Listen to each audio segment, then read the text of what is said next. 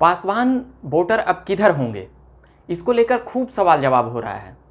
इसको लेकर यह भी सवाल जवाब हो रहा है कि चिराग पासवान के तरफ पासवान समाज रहेंगे या फिर उनके चाचा पशुपति कुमार पारस के तरफ रहेंगे।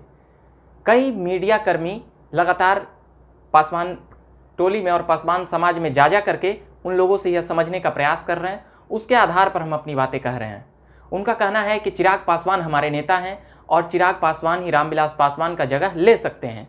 इसलिए नहीं कि उनके बेटे हैं, बल्कि उनमें वह एक भविष्य भी देख रहे हैं और साथ ही साथ चिराग पासवान को लेकर उनकी जो बात करने की कार्यशैली है और उनकी जो 5-6 वर्षों में उतना राजनीतिक लंबा अनुभव नहीं रहा है चिराग पासवान का, मगर जो भी उनका एक इमेज रहा है जनता के बीच में, वह कहीं ना कहीं चिराग पासवान की तरफ है और पासवान समाज के लोग भी चिराग पासवान में ही नेता देख रहे हैं।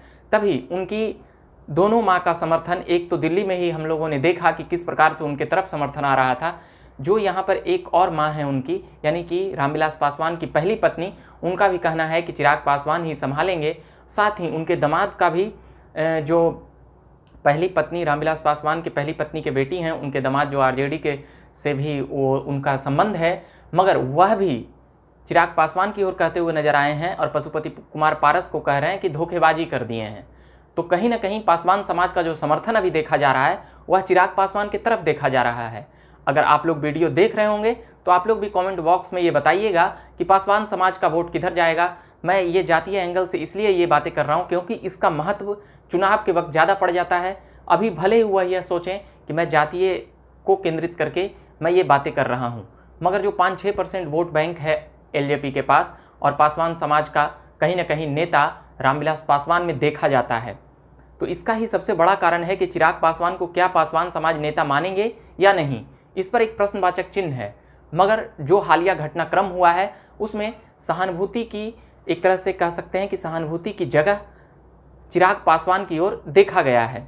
सोशल साइट हो या फिर युवा जो बिहार के, जो नीतीश के खिलाफ जो उन्होंने बिहार विधानसभा में जो उन्होंने बात रखी, नीतीश कुमार की योजनाओं को जो खिलाफ बोले, वह चिराग पासवान को एक विपक्ष के नेता के तौर पर भी लोग देख रहे थे।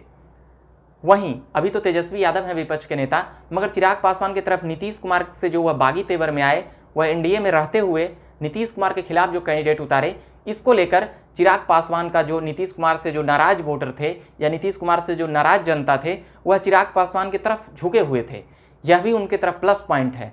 यही कारण है कि चिराग पासवान को न केवल भविष्य का नेता देख रहे हैं, बल्कि एक डिसीजन लेने वाला एक नेता के तौर पर भी चिराग पासवान को देखा जा रहा है। जो बातें सोशल साइटों और तमाम लोगों से जो जानकारियां मिलती है, उसके आधार पर हम यह जानकारी दे रहे हैं। अभी के लिए इतना ही कहेंगे कि आप देखते रहिएगा झकास भारत। मेरा नाम हुआ रविकांत। तमाम बिहार की राजनीतिक खबरों से जुड़ी हुई हम खबरें लाते रहेंगे। अभी फिलहाल जो एलजेपी में कलह मचा हुआ है, सड़क से लेकर सदन तक की बातें, पार्टी से लेकर चाचा और भतीजे तक की कहानी, वो खबरें मैं ज़्यादा चला रहा हूँ।